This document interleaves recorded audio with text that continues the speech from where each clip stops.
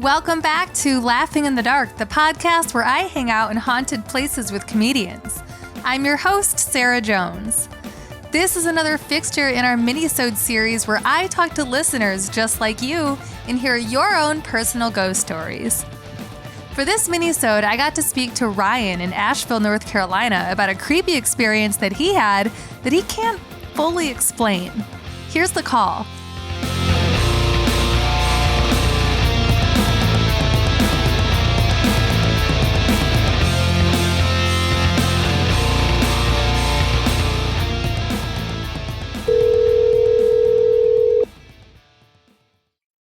Hello? Hi, is this Ryan? Yeah, this Sarah? This is Sarah, from Laughing in the Dark. How are you? Hey, doing all right. How are you doing? I'm doing good, thanks. So I understand, where am I calling you from, actually? I'm in Asheville, North Carolina. Okay, North Carolina. Okay, great. And I understand you have a ghost story for me. Yeah, I mean, kind of. I don't know how, I wouldn't necessarily say, a ghost story, but it's definitely, weird, but yeah. Okay, I'm definitely intrigued. As long as it's true, so, that's all. That's, mainly what I asked for. Good deal. Yeah, no, it is. I mean, it's this happened 13 years ago, and I tell it every so often, and, when I'm telling it, I'm just you know what I mean? I guess they'll get kind of goosebumps and stuff. And there's a picture involved in the story, and I haven't looked at the picture in years. And I actually just last night, I looked up this photo, and it's the first time I've seen it in a really long time. And it's just I got the same feeling. But yeah. Would you be willing to send the picture in? Maybe it's only because it's well, I'll tell you the story and then you decide if you want the picture or not. Interesting. Interesting. I think I'm gonna want it, but I'm okay. I'll hear the story first. We'll see what we think. All right. Yeah. So, I mean, like I said, it was about 13 years ago, and I'm originally from New York, and I was still living in New York at the time in the Hudson Valley. So, Saugerties, Woodstock, Kingston, New York kind of area is where I was living. And my grandmother, Anita, who had lived with me for a lot of my life, had just passed away. And so as a lot of, I was raised Irish Catholic in a giant Irish Catholic family. I was raised Irish Catholic too, so I'm with you. Yeah, right. Yeah, you know what it's like. A lot of shame, a lot of sisters. There's big family, but real traditional, and so when she passed, it was super common. She had stuff hanging up in her house with the Irish blessing on it and everything. And, I just figured, memorialize, I'll go get a tattoo of, the Irish blessing for grandma, so may the road rise to meet you, that one. Yeah, exactly. Yeah. It wouldn't be always that direct, that one. So I called my friend who was tattooing in Kingston at the time and just set the appointment up, and he was like, yeah, no problem. And I emailed him the text that I wanted and everything like that. And so, yeah, it was totally copacetic, fine, totally normal evening. And, I don't have good dream recall. That's not a thing that I have, I can remember a dream for 30 seconds right when I wake up kind of, and it's it's fleeting and it's gone and I don't remember it at all. I'm not a vivid dream. Yeah, it's just not my thing. And I had this dream, and it's it's still 13 years later, crazy vivid. I can picture it exactly the same way as it happened that night. But in the dream, down by the Hudson River, used to hang out by the Hudson River all the time. And I'm by myself, and I just have my feet in the water, and I was just watching the barges, go by. And I got that feeling that everybody knows, the feeling of somebody's watching you from somewhere, and you get, you start scanning around, right? Mm-hmm. So I look behind me up the hill, and there's this kid, this young kid. He's probably 14, 15, something like that. And he's standing right on the outside of the tree line. And the only thing I can the thing that really pops about that is the contrast, because he was like, the suit he was wearing was very dark and his hair was very dark, and the trees behind him in the light were very vivid and green and summery looking. And this is like right end of fall, winter time, you know, it's like cold out, but in the dream, it's like beautiful. And so I'm like looking at him, and I get up and just like walk over, because it's this big giant area down by the river, you know, and we're the only two people there. And so I walk up to him, and as I'm getting closer, I'm like noticing more, and he's wearing this like kind of maroon, this like dark maroon suit and a white button up under it. And the white button up is like stained yellow with age. And he's got this like Louisiana string tie on, and his hair is like longer and dark and wavy. And it's like pulled back, but it's messy, but it's pulled back. And that's all just kind of whatever. But the thing that's really like important about the visual was like his eyes were like locked onto me, and this like I could not look at his eyes. They were like grabbing me and like pulling me towards them, you know? Mm-hmm. So I'm like walking up, and I'm looking at these like big, round, beautiful brown eyes, and I'm like reaching my hand out to like introduce myself, and I'm like, hey, I'm Ryan, like, and his hand comes out, and like as soon as it touches mine, my body like locks up. I'm frozen. I like cannot move. I cannot breathe. I am just completely frozen and like trapped in his eyes. And he's staring at me, and he says, Ryan, I'm the devil. Holy like, you're going fuck. to die. What? he says, you're going to die. And he goes, you're going to die, and I'm going to take your place on earth. And he like let go of my hand. And I'm not getting like, the sentence is disjointed. It's weird. Like but whatever. I like fucking movie scene, shot up in bed, you know, sweating, like holding my arm, like I had been clutching it, 'cause it was like so tense. And I like, I'm like yelling. And like the girl I'm dating at the time wakes up. This is not something I do. You know what I mean? Like I don't have night terrors, like, you know, and if I do, I don't make a fuss about it. I'm very quiet. And like, this is like horrifying to me. And she's like, holy shit, what's that? And I was like, I just had the weirdest dream. But, you know, whatever. I just go back to sleep, and we get up the next morning. I kind of, like, I vaguely remember telling her about it, but I didn't make like a big deal out of it. But I was definitely thinking about it throughout the day. You know, I was like, whoa, like that's like the first time in my life I've ever had a dream like that. You know, I've always like, you know, in literature, people talk about dreams like that. In film, they show dreams like that, but like I've never experienced it. So it was like jarring to me. Right. But I'm thinking about it all day and whatever. So my girlfriend brings me to the tattoo shop, and she's like, you know, it was going to be like a couple hours or something. And she's like, I got a bunch of errands to run and stuff. I'll be back in like 3 hours, whatever, to pick you up. And I was like, okay, cool. So she leaves, and, you know, I'm sitting there getting the tattoo, and I don't even remember if I mentioned the dream or not, like while I was getting tattooed, but I was for sure thinking about it, 'cause it was kind of just like in my head all day. But, so the tattoo's done, and 3 hours have passed. And my like girlfriend at the time, like she wasn't back yet. So I was just kind of hanging around the shop, just like waiting on her. And this is, I don't know, I was like, so 13 years ago, I was probably like 18, 19, something like that. So I didn't have a cell phone. She didn't have a cell phone. We were just like, you know, so I'm just waiting on her, 'cause that's nowhere else to go.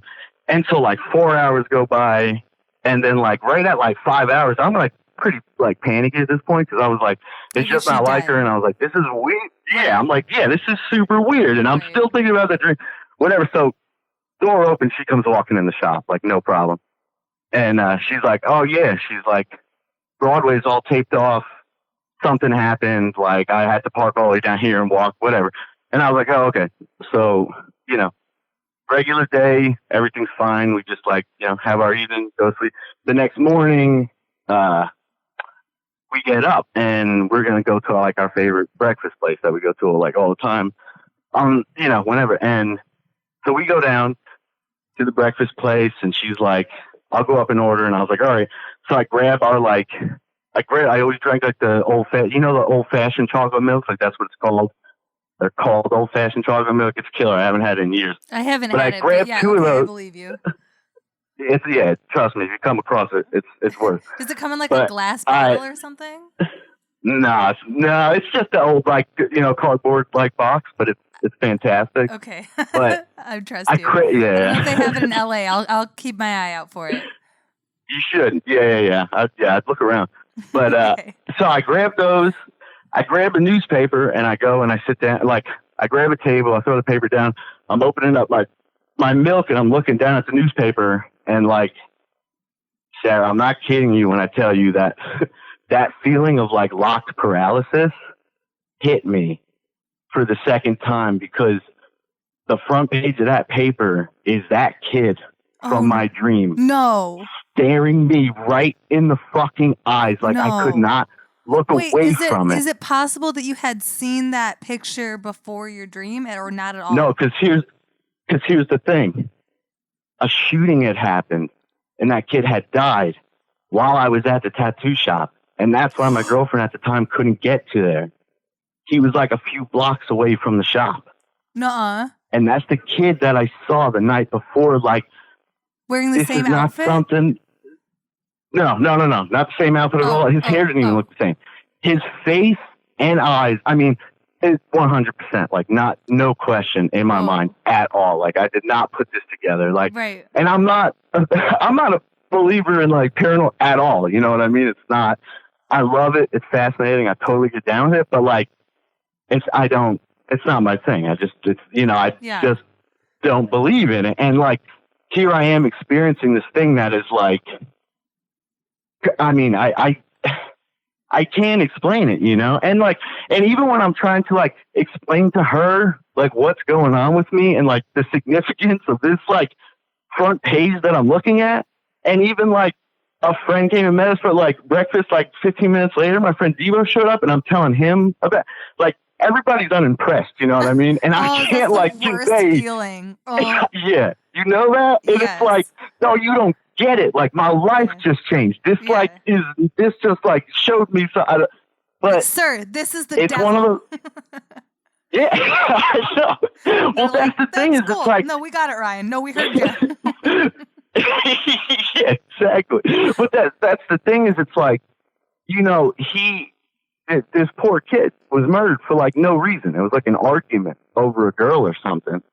He wasn't a bad kid at all. He was like 16 years old. You know what I mean? Yeah. And that's what, like, when I tell the story to people, like I worked as a wilderness guide for a few years. And sometimes like when like I'd have the fire go and I would tell like some of the clients, like, you know, this story, and they'd all be like, well, what does that mean? And I'm like, I don't know. Like, it might not mean anything. This is just what happens. And that's all I know is this is what happened.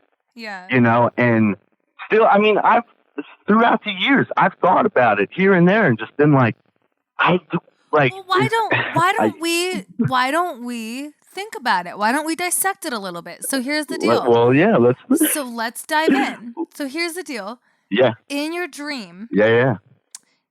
First of all, the parallels. Obviously, his face looked the same, but you also had that same physical reaction of the paralyzing. Yeah, immediately. So what he said in the dream was, I'm the devil. Yeah. And you were going to die. He said, you're going to die. And that's the thing, too. He didn't say, I'm going to kill you or anything. He said, you're going to die. You're going to die. You know, and like, I'm going to take your place on Earth. Yeah. So let's try to figure out where that connects to that kid that looks exactly like that guy who did die. Oh, yeah. Was the kid's name also Ryan? No. No, it wasn't. I don't really remember his name, but I mean, I saw it the other night, but I don't remember it. But and I mean, that's the thing is I'm like, well, I'd like, because a friend said to me one night, he's like, well, what if the devil was coming for you and like got something and then got held up down the street with this going on and ended up taking him instead? And I'm like, but then why did he show up as him? Right, that's right. Exactly. Why does he look exactly like him? So here's the thing. Are there details I don't know yet? Did something happen after this? Or is this like the end of that paranormal experience? No, that's the end. Okay. That's where it ends. How many years ago? And that's still where I'm at with it. This 13 years ago. Oh, yeah. God, 13 years ago. So it's not like, because that's the thing. Like if it had happened and then you had like a series of unfortunate events, then I'd be like, well, it appears. Well, I mean, yeah, there was definitely, I mean, I feel like it's just perpetual, like, unfortunate events, but okay, great. Before that, too, so I don't think that contributes great. to any of it. Like, you know that wasn't anything new. Good. All right. No. So over the last 13 years, there hasn't been a demonic tint on anything. No? Yeah, no, not at all. I'm like half kidding, but like I'm half serious also. Like, no, absolutely. But, and even before that, though, I was atheist. You know what I mean? I've been atheist since I was really young. I mean, that's not my thing. So that's why I was never like, oh my, like the devil was coming to get, you know what I mean? It's just like, it's just so weird, and it's really weird. Yeah. Really I'm weird. trying to think of like, what if you had a premonition about that that's kid the word dying? That is the word I was just trying to think of, because that's the only thing at all that makes any sort of like, or you know what I mean? Like any sort of way to rationalize what it was like this, like this weird thing, because you were going to be, within X amount of feet of him while it happened, that you're now connected to his life because all time exists at once. No, no, not at all. That's the other thing about it, is that like, even if it is a premonition, and even like, let's say the whole thing about the devil and everything was just used so that you would remember it, because you don't normally remember dreams. Right. Even then, it's like, what the fuck are you supposed to do with that? Like, you're supposed to know this kid's going to die, like you're going to go save him? Why would someone give that message to you if you don't know that kid? Right. Well, and the other weird thing that I always point out, and like, again, like I'm atheist, and this tattoo was just, for my grandmother, like, but the last line in the Irish blessing is, "May you be in heaven an hour before the devil knows you're dead." Yeah. That's how that ends. And that's like what I was getting tattooed on my dead. Yeah. Yeah. Yeah. And that, like, I'm getting that written simultaneously as this is happening around the block. Oh, shit. The night after he showed up to me. You know what I mean? It's like all this shit at once. Yeah. That just gave me goosebumps. Wow. Man, my show is about ghosts. It would be real nice if this kid would show up and let us know, okay, this is, I think, what happened. Like, to get like another outside perspective. Be like, you know what? I've been thinking about this too, and this is what I think happened. Like, wires got crossed, man. Yeah. I mean, it's, wow. It's fun for me. Like, I enjoy sitting and thinking about it, just because it's like one of the weirder experiences that I've had in my life. I don't really have, I got endless stories for days, but I don't have any stories that have to do with ghosts or paranormal anything, you know what I mean? And this is like the one experience in my life where I was like, well, this is weird. Like, I'm not going to say it's this or that. I'm just going to say I don't have an answer for it, and it's weird as fuck. And and all these things sort of converged within, this 48-hour period. Yeah. Well, and happened, and then it was over. I think it's a great story for the show, because it is, the thing is our definition of what a ghost is, at least my definition, I can only speak for myself, is very broad. Right. Because here's the thing. All of us have different understandings of what a ghost is. This is my 3rd season of the show. I have done well over 50 ghost story calls and main episodes of the show. And on all these calls, what you find are different cultural influences that bring in, like, oh, this was an angel. This was a demon. This is what I think this was. This is this was a loved one that I know that died, or this was this and that. I looked into the history of the home. Whatever it is, everyone has their own. It's like we rationalize these experiences, but there's this underlying level that we all go, here's the thing, at least all of us that believe in the paranormal or that have experiences like this, we go, listen, I don't know what the fuck is out there, but something is out there. Yeah, right. That's where I come back around to. Because I believe you. I believe your story. I believe it was impactful. And other people that call, Yeah. I mean, 99% of the people that call in, I believe them.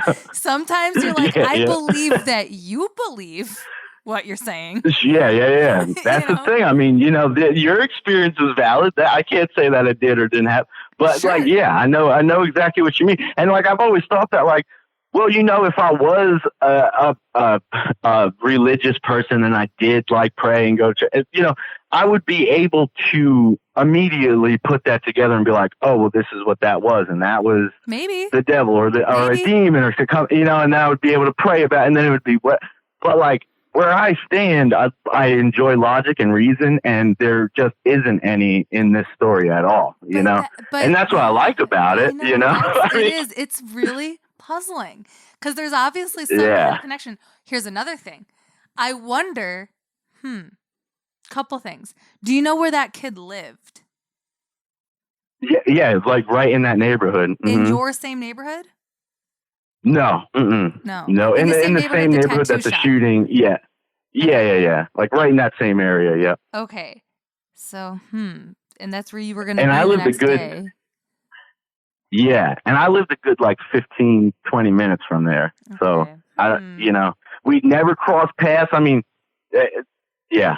And obviously you were saying that in the tattoo shop, you were like, holy shit, this is the kid from my dream. Nobody else there was like, oh my God, I had that same dream. Because part of me was wondering if I wonder if multiple people had a similar dream. Right. You know what I mean? To try to protect this kid. That would be wild. Yeah. No, I've never heard that. Yeah. I've never heard any connection to it from anybody else. But like, I mean, that would be amazing. I would love for that to be part of it. But, okay, here it depends on how deep down the rabbit hole you want to go. Here's another idea I just had. What if either you said you're from a big Irish and Italian Catholic family, yeah? Yeah. Our families are enormous. We're all related to each other. We're all related to everyone. Yeah. We have huge families. You meet people that you haven't known your whole life and you're like, oh, that's our cousin. Like, I have no idea. Oh, for sure. Yeah, that definitely happens. This person is in some way related to you. And that's why you had the dream. Or, I guess you looked at the person's name. So that probably... Yeah, I did. Okay. Or another theory, but still similar. This is way down the rabbit hole. It's like, what if in another life you knew this person? Right. There's so many different explanations for it that you're never going to get an answer for it. It's killing me. No, and that's the thing. Yeah, it's just like, because it can go in any direction. It can be this or that. Like, because I have nothing to be like I can't even personally say like, and this is why I think that happened, or why this is like, I don't have that. Has it like bothered you the past 13 years? Like every once in a while you think about it and you're like, what the fuck? Yeah. I mean, every so often, because that tattoo is on like my forearm that, I can see it daily, and every once in a while, all of a sudden it'll like kind of come like the memory of it will pop up, and it's more the memory of like the paralysis, like the frozenness, like the I cannot, like I'm in the like there's so much tremendous fear and pressure on me at that second that I like cannot move, breathe, speak, nothing like that. And I've never experienced sleep paralysis or anything like that. I'm like, well, that very was also regular in your sleep. Dream that you had that feeling too, right? That paralysis yeah. feeling. Oh, for sure. And that's what like when they have that, they're looking around their bedroom. It's not like you're still in the dream part. Right. They're like lucid and stuff. Yeah. But like when I look down at the paper, like that exact same feeling hit me again. Like that so horrified you cannot like move your body or breathe type feeling. For like, because when my girlfriend had come back over with like the number for the table, I'm still standing there like staring down, like my head is just racing. Like once the fear started like slowing down, she's like, "What's going on?" I was like, "What?" Like I like to process it. Just for sure, it took a couple minutes because I'm like, "Wait a second, like." Yeah. No way. Like, no fucking way. I know that. Like, I just saw him in my dream.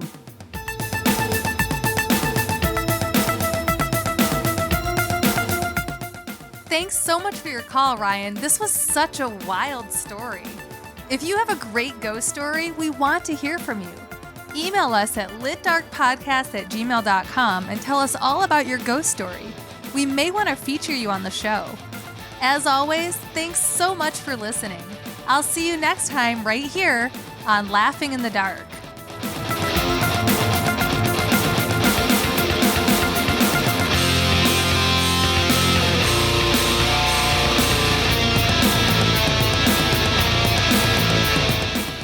Laughing in the Dark is brought to you in part by Heck Yeah Studio. Heck Yeah Studio is a creative effort working with people to create meaningful things. At Heck Yeah Studio, they work with clients to turn their ideas or existing brands into real or better versions. Heck Yeah Studio is the place to go for custom illustration for a full range of branding services, like killer logos, great colors and typography, and fun illustrations for pins, signs, prints, shirts, vehicles, posters, or anything you can imagine. At Heck Yeah Studio, they work with love. Their dream client is someone who is passionate about what they do. At Laughing in the Dark, Heck Yeah Studio has designed our logo, all of our merch, and any posters or stickers that we have. I am so proud and lucky to work with such an awesome company, and I could not recommend them higher.